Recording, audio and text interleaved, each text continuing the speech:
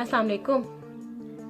एक आज का व्लॉग, क्योंकि मार्च का महीना शुरू हो चुका है और जो आज का मेरा जो व्लॉग है वो मार्च के हवाले से रवायती आलमी यौम ख़वातीन के हवाले से है।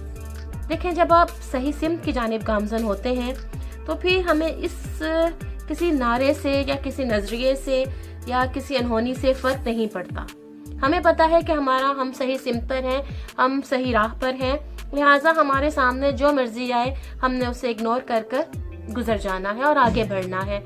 और पढ़े लिखे बाशऊर अफराद यही करते हैं, वो इग्नोर कर कर नापसंदीदा बातों पर दरगुजर कर कर आगे बढ़ जाते हैं। वैसे भी किसी ने कहा था, जो हालत की आजमाइश आपकी जो एजुकेशन है उसका मुतालबा यह है कि जब आप जहालत और जाहिल अफराद आपके सामने आए तो आप दरगुजर और खामोशी का रास्ता अख्तियार कीजिए। मगर हमारे यहाँ ऐसा होता नहीं।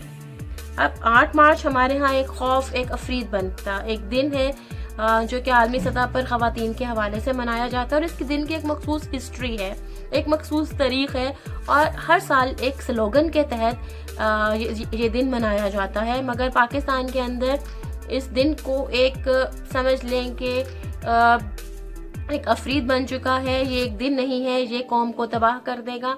जो सारा साल हम करते हैं उससे कौम तबाह नहीं होगी, मगर एक 8 मार्च के दिन से कौम तबाह हो जाएगी। कौम का इखलाक जो है, इखलाकी जो है वो जो इखलाकियात है वो ख़त्म हो जाएगी सिर्फ एक दिन से, क्योंकि वो से एक दिन में शायद लाखों लिबरल ख़वातीन भी होंगी। कोई अब मुझे एक चीज़ बताएं, मेरे नज़दीक लिबरल और फ्रीडम का मतलब ये है कि मैं जो मेरा मौक़िफ़ है कि मैं उसके ऊपर सही रहूं, मैं गलत को गलत तस्लीम करूं, मैं सही को सही तस्लीम करूं।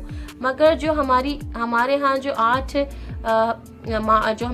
मार्च का दिन है वो उसको चंद फितना परवर अफराद ने एक सोची समझी साजिश के तहत, मैं कहती हूँ ये खूबसूरत दिन है। इस दिन आवाज़ बुलंद होती है उन ख़वातीन के लिए भी जो कि बोलना नहीं चाहती या बोलती हैं तो उन्हें इसका हक नहीं मिलता। ज़िंदगी बहुत खूबसूरत है, चाहे वो फर्द मर्द की है चाहे वो औरत की। ज़िंदगी बहुत खूबसूरत है, ज़िंदगी पर हमारा हक है। सबसे पहले ज़िंदगी पर मेरी ज़िंदगी पर मेरा हक है और किसी भी फ़र्द की ज़िंदगी पर उसका हक है। और जब हम किसी बच्चे को या बच्ची को ये चीज़ समझाते हैं कि सही और गलत क्या है, तो इसका मतलब है हम उसको अमली तौर पर ये मौका दे रहे हैं कि वो आगे बढ़े और अपने लिए फ़ैसले करे। हमारे यहाँ अक्सर और बेशतर हमारे यहाँ बल्कि जितने भी ख़वातीन के ख़िलाफ़ जराइम है या कत्ल है वो गैरत के नाम के ऊपर होते हैं। एक छोटी सी बात, एक गैर मर्द आपके घर में दाखिल हुआ, वो आपकी इजाज़त से दाखिल हुआ, और अगर आपके घर के किसी कमज़ोर फरीक यानी औरत की तरफ वो माइल हो गया या औरत उसकी तरफ माइल होगी, तो इसमें आपकी कमज़ोरी है। इसमें गैरत में आपको कत्ल होना चाहिए, ना कि घर की औरत को। जब आप अपने घर की बेटी, बहू, बेवी को इज्जत नहीं देंगे तो वो बाहर की तरफ देखेगी, वो बाहर का रास्ता इख्तियार करेगी। उसे जहाँ से इज्जत, मोहब्बत, प्यार मिलेगा, चाहे वो झूठा है चाहे वो सच्चा, वो समझेगी नहीं, वो उसकी तरफ जाएगी। लिहाजा इस चीज़ को याद रखें कि अगर आपका नज़रिया सही है, आप सही सिमत की जानिब है, तो आपको औरत की आज़ादी के नारों से फ़र्क नहीं पड़ेगा। अगर आपने अपने घर में माहौल बैलेंस रखा हुआ है, आपने अपनी बहन, बीवी, बेटी, माँ को इज्जत दे रहे हैं, आप अपने से वाबस्ता ख़वातीन की इज्जत कर रहे हैं, तो आपको इन नारों से कोई फ़र्क नहीं पड़ता। मसला ये है कि नारों से फ़र्क वहीं पर पड़ता है जहाँ पर हम ना मजहबी तौर पर औरत को तस्लीम कर रहे हैं, ना कानूनी तौर पर, ना आइनी तौर पर। मेरा आइन भी मुझे राइट देता है, मेरा कानून भी मुझे राइट देता है, मेरा मज़हब भी मुझे राइट देता है, मगर जब तक इस राइट को मेरा ख़ानदान तस्लीम नहीं करेगा मैं अपनी ज़िंदगी में कुछ नहीं कर पाऊँगी। और जब डेफिनेटली ख़ानदान इस चीज़ को तस्लीम नहीं करेगा तो मैं इस दायरे से बाहर निकलने की कोशिश करूँगी, ताकि मैं अपनी ज़िंदगी को अपने अफकार और अपने नज़रियात के मुताबिक गुजारूँ। हर एक पढ़ी लिखी औरत का एक नज़रिया, एक अनपढ़ औरत का भी अपने लिए कुछ ख्वाहिशात होती हैं और वो उस ख्वाहिशात की तकमील चाहती है। मैं पढ़ी लिखी की बात तो बाद में करूँगी।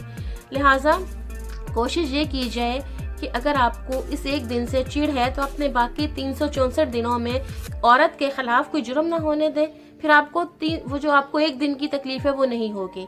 आप 364 दिन औरत को जलील भी करें, उसकी बेहुरमती भी करें, उसकी इंसल्ट भी करें, उसको मारें पीटें और अपने हर रिश्ते में रहते हुए अपने रिश्ते का नाजायज इस्तेमाल करें, उसको एक्सप्लॉइट करें, फिर आप उस एक दिन से खौफजदा भी हो। मैंने कहा ना, उस एक दिन से खौफजदा वो होगा जो कि औरत को इंसान के तौर पर तस्लीम करने के लिए तैयार ही नहीं होगा। और वो शख्स उस दिन की तायद तो है, अगर तायद नहीं भी करेगा मगर खामोशी इख्तियार करेगा। वजह सिर्फ इतनी सी है कि वो औरत को तस्लीम करेगा। अब मैं इस बात को तस्लीम करती हूँ कि गुज़िश्ता 2-3 सालों से औरत मार्च के दौरान कुछ ऐसे नारे सामने आए जिन्हें नहीं आना चाहिए था, और जो कि एक मेरे नज़दीक अखलाकियात के हवाले से भी बहुत पीछे थे। लेकिन शायद इसकी एक वजह ये भी है कि उन खवातीन, वो जो वर्किंग औरत है जिसने पहले सारा दिन काम करना है और घर आकर भी काम करना है बच्चों का, शोहर का, और शोहर बाजू का हर उस लेवल के ऊपर काम नहीं कर रहे, तो वो फिर क्या हो, वो फ्रस्ट्रेशन का शिकार होती है। अब ऑनेस्टी की बात है, मैं अपनी बात बता रही हूँ, हम सारे बहन भाई, 4 बहन भाई हम वर्किंग करते हैं, हमने अपने काम भी करने, हमने घर के कामों को भी तकसीम करके रख लिया हुआ है कि हाँ ये काम उसने करना, ये काम उसने करना। मेरा भाई रेगुलर हफ्ते में एक दिन का मशीन लगा कर कपड़े भी धोता है, ठीक है, और बाज़ का तो मैं घर से बाहर जाकर भी काम कर रही होती हूँ। सो डेट्स वाई आप तस्लीम करने की बात है। आप जब एक दूसरे के राइट्स को, एक दूसरे के हकूक़ को, एक दूसरे की ज़ात को तस्लीम करेंगे तो फिर आपको नारों से और रुझानात से कोई फ़र्क नहीं पड़ेगा। जब आपने एक चीज़ को तस्लीम ही नहीं किया होगा तो आपको ये डर और खौफ है कि यार हमारी औरत तक ये एजुकेशन चली गई तो वो उठ खड़ी होगी। फिर एक और भी मैंने फिनोमेना देखा है कि औरत के हवाले से कि पढ़ी लिखी औरत, वर्किंग औरत को मर्द के साथी की जरूरत नहीं होती। इंसान उम्र के जिस मर्जी हिस्से में हो उसे एक साथी की, एक पार्टनर की जरूरत होती है, ख्वाह वो औरत हो ख्वाह वो मर्द हो। इसको उस औरत, लेकिन मेरे नज़दीक एक गलत मर्द या गलत औरत के साथ ज़िंदगी गुजारने से बहुत बेहतर होगा कि आप तन्हा ज़िंदगी गुजार लें। कोई भी औरत जो है या कोई भी औरत सारी ज़िंदगी मार नहीं खा सकती, और कोई भी मर्द सारी ज़िंदगी शक की औरत के साथ नहीं गुजार सकता, और नहीं ऐसी औरत के साथ गुजार सकते हैं जो कि उसकी इज्जत नहीं करती, उसके बच्चों की इज्जत नहीं करती, बच्चों से, पेरेंट्स से मोहब्बत नहीं करती। मामलात को आप आगे बढ़ाएं। अगर आप नारों से खौफजदा हैं, अगेन दोबारा मैं एक ही बात रिपीट करूंगी, अगर आप एक दिन के नारों से खौफजदा हैं तो आप बाकी 364 दिन ऐसे काम करें कि आपको उन नारों से डिस्टर्ब होने की ज़रूरत ही ना पड़े। औरत काबिल एहतराम है, हर रिश्ते में, हर जज्बे में, हर रंग में, हर रूप में। अगर वो गलती करती है तो गलती आप भी करते हैं। अगर बाहर अगर किसी मर्द के साथ उसने बात कर ली है तो 10 खवातीन को देखकर आप भी नारा ठीक कर रहे होते हैं। तो ये जो खवातीन ही को लेकर हमारे यहाँ सारे जिम्मेदारियाँ औरत पर डाल दी जाती हैं कि उसने अपनी हिफाजत करनी है, तो आपने क्या करना है। और पिछले दिनों मेरा ख्याल है एक बहुत ग्रुप है मुकालमा के अंदर एक मर्द ने पोस्ट लगाई हुई थी कि औरत के लिबास की वजह से बहुत कुछ हो रहा है। देखिए, औरत के लिबास की वजह से कुछ नहीं हो रहा, खराबी आपके दिमाग में है। और जहाँ पर इस्लाम औरत को पर्दे का हुक्म देता है, वहाँ पर इस्लाम मर्द को भी अपनी निकाह और शर्म की हिफाजत करने का हुक्म देता है। मगर हमारे यहाँ उल्टा है ना, हर चीज़ हमने औरत के पेटे में डाल दी है। भाईजान मर्द जो है वो हर रिश्ते में, हर काम में आज़ाद है कि पाइन ताड़े लिए आज़ादी है, तुसी जो मर्जी करो। और इस्लाम की सिर्फ हमने एक ही चीज़ रख रही है, 4 निकाह का मतलब है कि आप हर औरत को 4 निकाह की आपके दरमियान के पास औरतें हम बराबर का सलूक करें। तुमसे तुम्हारी औरतों की बाबत पूछा जाएगा। जब इनके आगे कुरान मजीद की आयतें रखी जाती हैं तो इसको झुटला देते हैं। इनके नज़दीक सिर्फ हम जायज़ हैं और दूसरे हम सही हैं और दूसरे गलत हैं। याद रखिए, कुरान मजीद की जो आयत एक तकबे पर उतरी है वही आयत दूसरे तबके पर भी उतरी है। ये पूरी इंसानियत के लिए है, पूरी दुनिया के लिए है, और इसको तस्लीम करने वालों, मानने वालों के लिए ज़्यादा है। और इससे रहनुमाई हासिल करने का हुक्म दिया गया है, नहीं ना कि मुसल्लत करने पर, ना कि अपनी मर्जी की आयत के ऊपर अमल करने पर। जो आपकी मर्जी की नहीं है उसको पसे पुश डाल दें। अक्सर बेशतर मैंने देखा है, अपनी मर्जी की जो आयत होती है उसको सामने ले आते हैं, उसी आयत के दूसरे हिस्से को नज़रअंदाज कर दिया जाता है। याद रखिए, कुरान मजीद की अगर एक आयत के अंदर नसीहत है तो दूसरी आयत, एक आयत के अंदर सजा है तो दूसरी आयत के अंदर नसीहत है। आपको वाज़े बता दिया गया है कि इस सूरत में ये होगा, इस सूरत में वो होगा, मगर आप एक सूरत बयान करते हैं, दूसरी सूरत बयान नहीं करते, ये भी फितना परवरी है। औरत के मामले के अंदर आपको जो हदायत है वो तो याद आ जाती है, लेकिन जो फ़राइज़ है वो याद नहीं आते। औरतों के हकूक आपको याद नहीं आते। इस मामले के अंदर आपको कुरान मजीद की उसी सुपारे की उसी आयत के दूसरे हिस्से को आप नजरअंदाज कर देते हैं। हमारे यहाँ जितना ज्यादा जुल्म मजहब के नाम पर औरत के खिलाफ रवा रखा गया है, उतना कभी भी रवा नहीं रखा गया। दुनिया के खूबसूरत तरीन मजहब जिसने औरत को बतौर इंसान तस्लीम किया था, हमने उसको नजरअंदाज कर दिया सिर्फ अपने मफाद के लिए। उसकी वजह मैं खत्ते का मखसूस कल्चर करार दूंगी। याद रहे कि मैंने बहुत मरतबा हर बार जब भी बात की है, अपने कॉलम्स के अंदर भी बात की है, तो मैं यही बात करती हूँ कि जो हमारा कल्चर है, जो हमारा खित्ता है, इस इलाके के अंदर जो औरतों के साथ एटीट्यूड था वो इस्लाम आने के बावजूद भी कहीं ना कहीं मौजूद रहा है, और इस सिलसिले को ज़्यादा बेहतर करने की ज़रूरत थी। मज़हब को कबूल करते हुए आगे बढ़ने की ज़रूरत थी, मगर हमने ऐसा नहीं किया।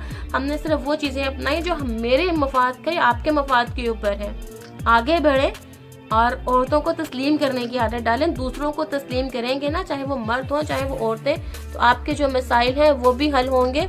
और आपको इन नारों से, आपको इस यौम ख़वातीन से, यौम आलमी मार्च से कोई फ़र्क नहीं पड़ेगा। आपको फ़र्क वहाँ पर पड़ता है जब आपके अपने मफाद पर ज़र्ब लगती है, वरना बाकी 364 दिन आपको कुछ नज़र नहीं आता।